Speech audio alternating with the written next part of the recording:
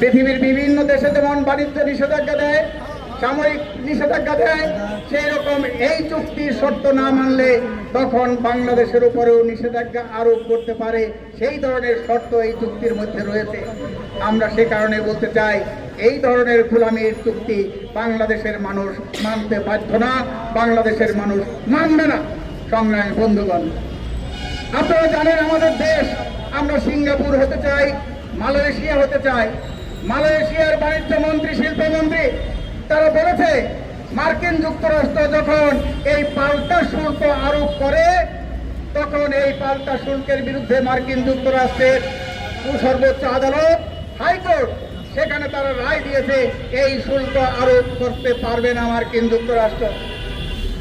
তখন থেকে মালয়েশিয়ার বাণিজ্য মন্ত্রী এবং শিল্পমন্ত্রী বলেছেন, যেদিন হাইকোর্ট রায় দিয়েছে সেই দিন থেকে মালয়েশিয়ার সাথে মার্কিন যুক্তরাষ্ট্রের যে বাণিজ্য চুক্তি হয়েছিল সেই চুক্তিও বাতিল হয়ে গেছে।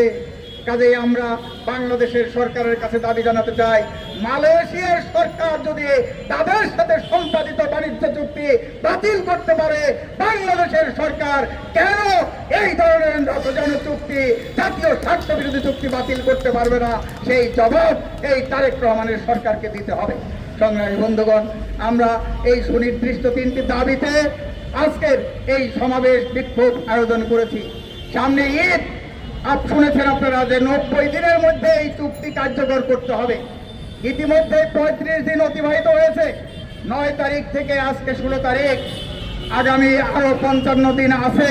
এই 55 দিনের মধ্যে যদি চুক্তি সম্পর্কে কোনো অভিযোগ, কোন ধরনের পর্যালোচনা করে আপত্তি এবং এটা বাতিল বা স্থগিতের সিদ্ধান্ত না নেয়, তাহলে এই চুক্তি কার্যকর হবে।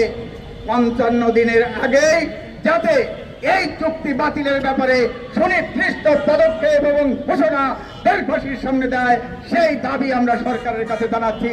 অন্যথায় ঈদের পরে সমস্ত সারা দেশে আমরা গণতান্ত্রিক যুক্তফ্রন্ট, অপরাপর বামপন্থী প্রগতিশীল গণতান্ত্রিক দলগুলোকে সাথে নিয়ে জনগণকে ঐক্যবদ্ধ করে এই চুক্তি বাতিলের দাবিতে তীব্র আন্দোলন করে তুলব।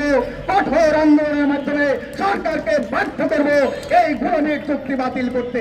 সংগ্রামী বন্ধুগণ, আগামী দিনের সেই সংগ্রাম এবং আন্দোলনে আপনাদের অংশগ্রহণের আহ্বান জানিয়ে এবং এই দেশ বিরোধী চুক্তির বিরুদ্ধে জনমত সংগঠিত করার আহ্বান জানিয়ে আজকের এই বিক্ষোভ সমাবেশে